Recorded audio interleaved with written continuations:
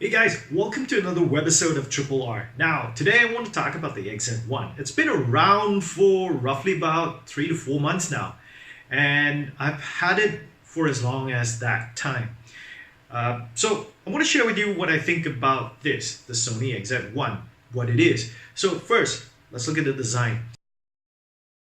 What I did like, or what I do like about Sony is that they're the only ones so far that I know of that has that fingerprint sensor on the power button. And if you think about it, it's a very useful place for it to be because you have to press to switch it on, right? So naturally you'll rest your finger on it, whether it's upside down or the right way up, you're going to be able to turn the phone on and identify yourself at the same time. So it's one of the better features that Sony has, and nobody seems to have copied it. Next, the design of the XZ1, one would be, how would I put it? One would not be wrong to think that this phone actually is very similar to its older brother and older cousin. The design language is from 2015. I mean, a lot of phones today, we're talking about Vivo, Oppo, and all the other guys are moving with the infinity display, first pioneered by Samsung. So the display is, or should I say, the makeup of the display is old. However, Sony does have a reason why they've done it this way. They've put two speakers in the front, so it is a stereo speaker, unlike the ones at the bottom. So that is one part of the design. And I said it almost looks like its older brother and cousin, however, not exactly, because they have improved on the manufacturing and they made it out of a single piece of aluminum. So it's a single unibody now, and the only seams you will see is where this front display glass meets the chassis. Next up, what about the functionality and the specs? Okay, so here's the part that I think Sony has done a good job. They've packed it with the latest processor, which is the Snapdragon 835. Unlike the older XZS and XZ, which suffered from heat problems, the 835 in the XZ1 is doing a good job of keeping that very, very low. I've stressed it out as much as possible. Even recording 4K videos well over 10-20 minutes, it never once went into the mode where it told me that it was overheating. So that's the good part. But it's the day where everybody's talking about higher RAM, right? They only give you 4 gig of RAM. So Sony, you need to up this and put 6 gig in it at least. The thought is that you could remove the micro SD card without having the phone shut down and restart itself. Now this is an annoying thing for me. I mean, I've tried the Samsungs, I've tried the Huawei's and the Asus, right? And all the other phones, and apparently they don't shut down when you pull out the micro SD card, but this one does. So that's one of the irritating things about it. When they launched the XZ Premium, they had the dual speakers in the front, but the volume was quite miserable. They have increased the volume on the XZ1 by 25% or so. So it is actually louder when you play back videos and YouTube videos. So it is louder, that's a benefit now. So that's one of the things that's a plus here over the XZ Premium. The other thing is, because this is a smaller phone, it's actually easier to hold. For me, I think this is a lovely size. I would have loved for the screen to be a bit bigger, but it's not. So this is beautiful in terms of size, and it's very pocketable. So what are some of the party features and the highlight features of this phone? It all has to do with the camera actually, right? So the Motion Eye camera on this there is a slight upgrade over the Motion Eye camera that's on the XZ Premium.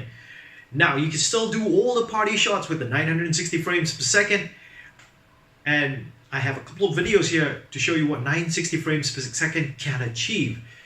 You'll find yourself shooting in 960 frames per second ever so often just to catch these beautiful short video clips, right? And next up, they now have what is called continuous focus. So if you grab a bus shot of something moving, it'll keep that object in focus. Like here, I went to the local RC track and I took a couple of pictures of racing RC cars. And so these cars actually travel at almost 100 kilometers an hour down the track. And we're not talking scale speeds. So in order, if you had a car running right beside it, this would move at 100 kilometers an hour and the car would probably be lagged behind. So it did keep the focus, so that's good. In the day and age where a lot of phones are coming out with dual cameras, the single camera of the Motion Eye in the XZ1, which is an upgrade on the XZ Premium, does a pretty good job. I was overseas and I was outside and I took a couple of lovely pictures in the dark. The manual mode has a lot of features in it. However, there were some things that was missing. For example, the shutter speed would only go down 1 second, so you can't have it longer than 1 second.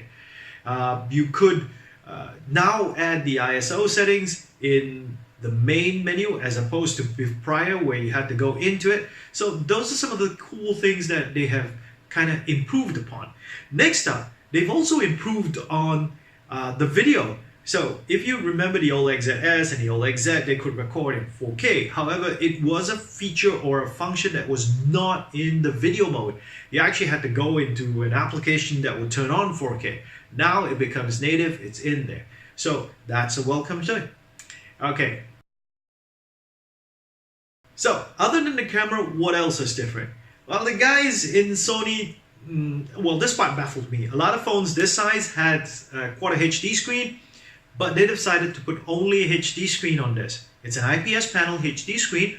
However, they've put it now in HDR. So if you were watching contents on YouTube or Netflix that supports HDR, you would get clearer images and clearer videos on this screen. So perhaps that's one of the reasons why they put a HD screen on this, because it comes with a smaller battery, but I kind of had it last through a whole day. This is where I think there was a compromise being made and kind of kept that compromise, and it did well in terms of battery life. So it does still have the headphone jack, which is good, and it's still IP68 water resistant. So all of those things are good. Now, in summary, I think it's a lovely phone. I mean, the build quality is very good. The only problem I found with it is that at the price that they want to sell it here in Malaysia at 2,999 ringgit, having the phone look like something from the 2015 just doesn't justify the price. And for that price right now, there is a lot of phones out there that beat it on features and beat it on performance as well. However, if you're a true blue Sony fan, you would still want to stick to this, right? So it is good, but I'm not very sure if we should pay 2,999 ringgit for it.